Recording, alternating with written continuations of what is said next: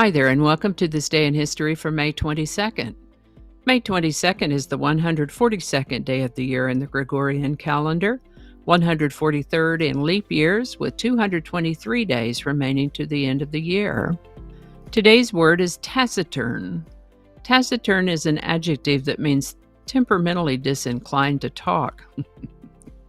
Synonyms might include tight-lipped, reticent, closed mouth, or aloof, basically a fancy word for someone who doesn't talk much.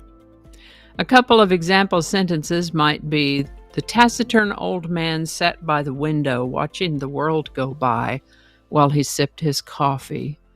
Or, while Genevieve's co-workers found her taciturn, her written communication skills were highly regarded in the office. The word taciturn comes to us from French, Middle French before that, and Latin before that. First known use of the word taciturn is 1734. Taciturn. And with that, we've mentioned Edmund Halley and the comet bearing his name before. Edmund Halley was an English astronomer, mathematician, and physicist who lived from the middle of the 1600s to the middle of the 1700s, and in studying the records of the appearance of historical comets, correctly concluded that there were three in particular that were actually the same comet. He then went on to predict when it would return.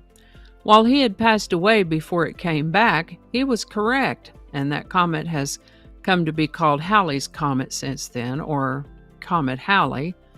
We mention this today because the 14th perihelion passage of Halley's Comet was noted on May 22nd in the year 760. The Trevi fountain was officially completed and inaugurated in Rome on May 22nd, 1762. Isn't that beautiful?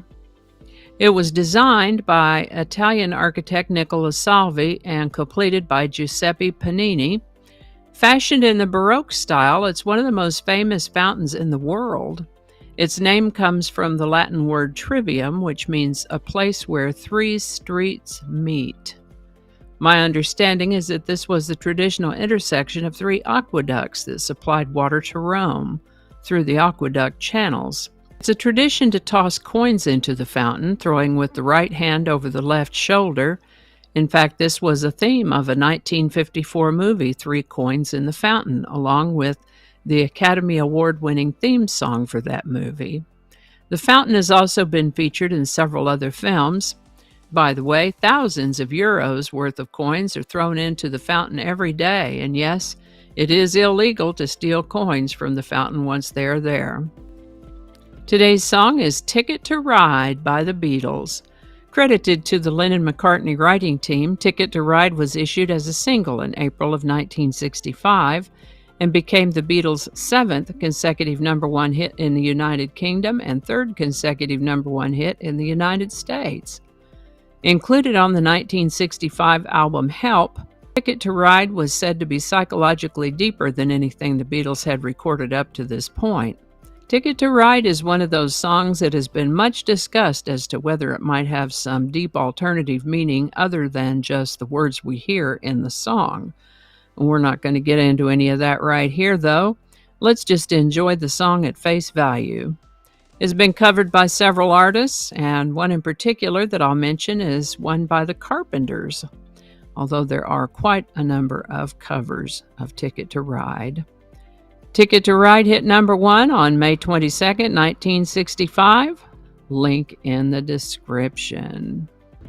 Alrighty, thank you so much for watching. Consider subscribing if you haven't already. Feel free to share this video with a link in your email, messaging, or social media.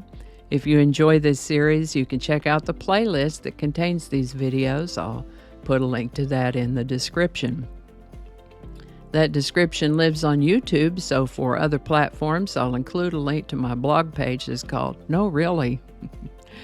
You can also find me on Rumble, BitChute, and Odyssey. All those links in that description. Alrighty, that's all I can think of right now. Thanks again, and I'll see you next time. Alrighty, back to work. I think we got it this time.